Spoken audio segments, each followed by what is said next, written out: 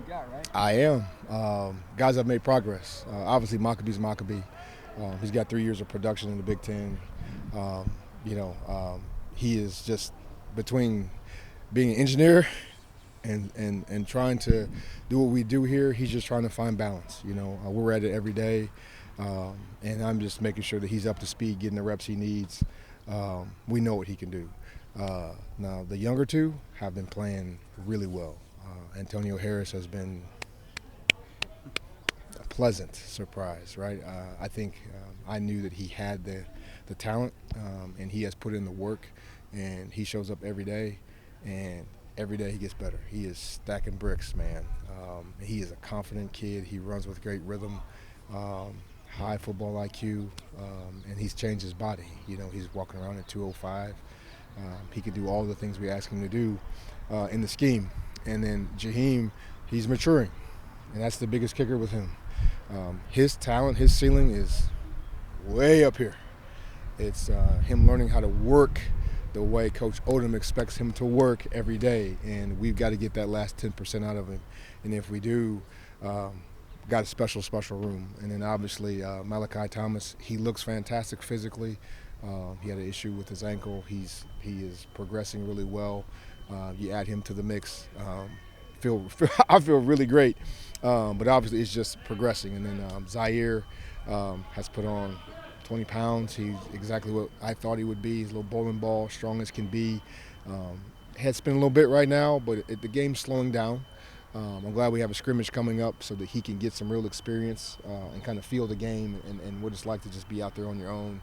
And then even Adai Llewellyn, he is practicing the right way. He's showing up on special teams. He's playing fast and physical. So all of them, man, it's really a whole team effort. But I feel really good about the top end of the room and the back half of the room. They're progressing and they're gonna help us in some capacity, whether it's offense or special teams. I know Malachi hasn't been out there for practice, but has he added anything in terms of in the meetings and being the leader for the group? Great question. He does. Again, you can tell that he has played 4 years of high-level football, right? He comes prepared every day. He's in his playbook. He knows the offense. I ask him to do some things with the younger guys. Hey, go make sure you're coaching them up, so to speak. He gives tips and pointers to Antonio, to Jaheim, even Mock. You know what I mean? You got two veterans that are talking about things that they've seen. Like, hey, did you see that? The safety rotation to the boundary? Yeah. You know what I mean? He has the right presence, the right personality that fits in our room, and I'm excited to he gets back out on the field and can do some things for us physically. How are you looking for Devin to continue to evolve here? This is it. What are you looking for him this year? What's he have to add to his game maybe to take it to another level? To be blunt, in my opinion, it's just control, right? I know we love the crazy legs aspect of what he does. But if you want to become an elite runner, you have to be more precise and under control.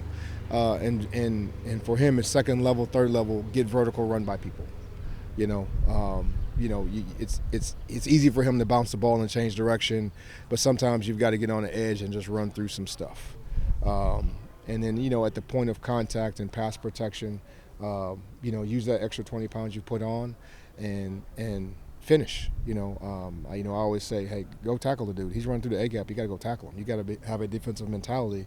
If you want to have a chance to play on Sunday, you've got to put that on film consistently, which he has it in him. And then just continue to build your endurance. If you want to be that dude, you've got to build it up. You know what I mean? And you've got to. He has a quiet confidence, if that makes sense. But the best version of him is when he is out here yapping. I can harken it back to when he was here with Tyrone. Tyrone would get everybody flowing, and he'd get Mock going, and all of a sudden Mock has risen his game to match Tyrone's energy. And act like you're that guy. You know what I mean? I got no problem. I'd rather pull you back than push you forward. And for him, it's just flipping that switch and just being an alpha leadership. And I think that if he will allow himself to do that and make people uncomfortable around him, then he will get to that next step, which I think he needs to do to give himself a chance to play on Sunday. A lot of the quarterbacks you guys got now, dual threat, can run a little bit. Just how does that help your guys' room? Well, it holds the defense accountable, right? Backside safety can't run the alley. You know what I mean? If our guys stick their foot in the ground and rip it backside, the end's got to play a little slower, right? It makes you play 11-on-11 football. You don't have 9 guys, 8 guys in the box just running at the tailback. If you do, you have guys who can pull it, make the right read, and take off. It's a balance, and that's what you want to have. If you want to be successful in the Big Ten, you better have a balanced offense. Unless you can just line up and beat the snot out of people, you've got to use the quarterback, right? And I think it's a great advantage for us because we've got backs who can stick their foot in the ground and rip it. For Mock, it's a great advantage. For Tone, for Ja, because it's going to create air for them to be able to, have a second or third read, so to speak. And what did it mean to be retained as a staff?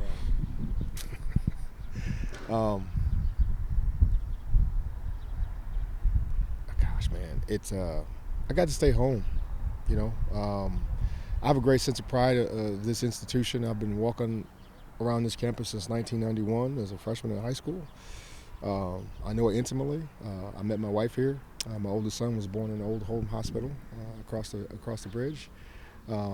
This is home, and to be able to give back to a place that's given so much to me, to be part of the lineage of Coach Tiller, Brock Spack, Jim Lathrop, Don Collar, all those guys poured into me, and there's a bevy of others as well. They poured into me, Morgan Burke. They poured into me and believed in me.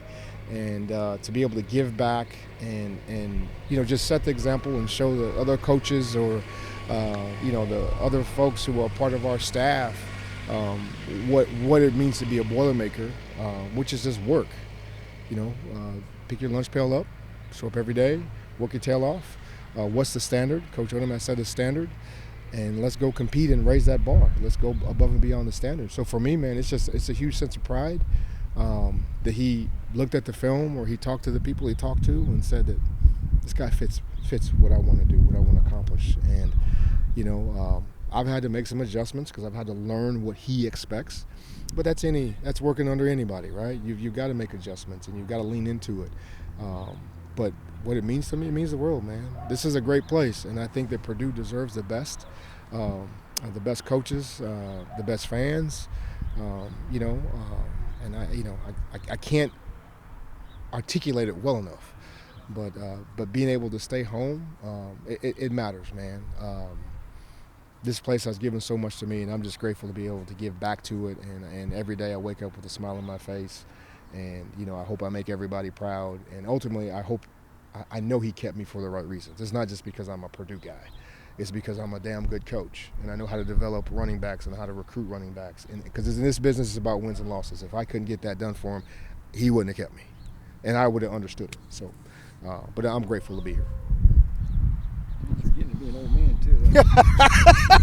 Yes, yes. I'll be 48 next month. And it's funny with me and Coach Odom when we first talked briefly. Like he figured out like we played at the same time. I said, yeah. He's like, you don't look like you're 48. And just the era that we were raised in as young coaches, there's a similar trait there, right? You're going to do the hard stuff. Back when I was a GA, you did everything. You didn't have, there's a lot of staff members now, right? When I was a GA, I was in here grinding. I was in here before every coach. Coach Spack said I had to be the first one in the building and the last one to leave, which that means I'm in here at 6 a.m. and I didn't leave until he left. And that's part of it, right?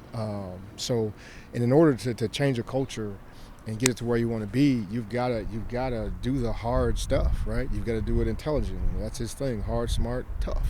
And I relate to that. That's how I've gotten to where I've gotten to. I walked on here. I had to take the hard road, the tough road, and keep my mouth shut and work, and that's benefited me. And that's what we have to do right now to get this program where it needs to be.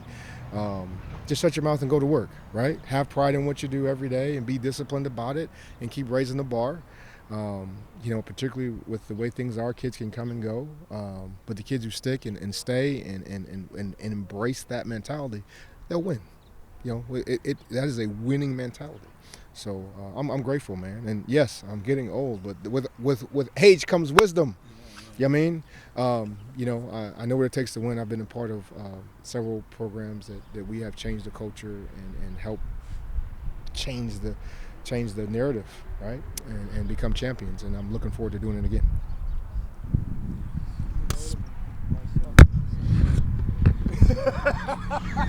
Hey, no doubt. What do you want? You want a Vic? You want a Gillette?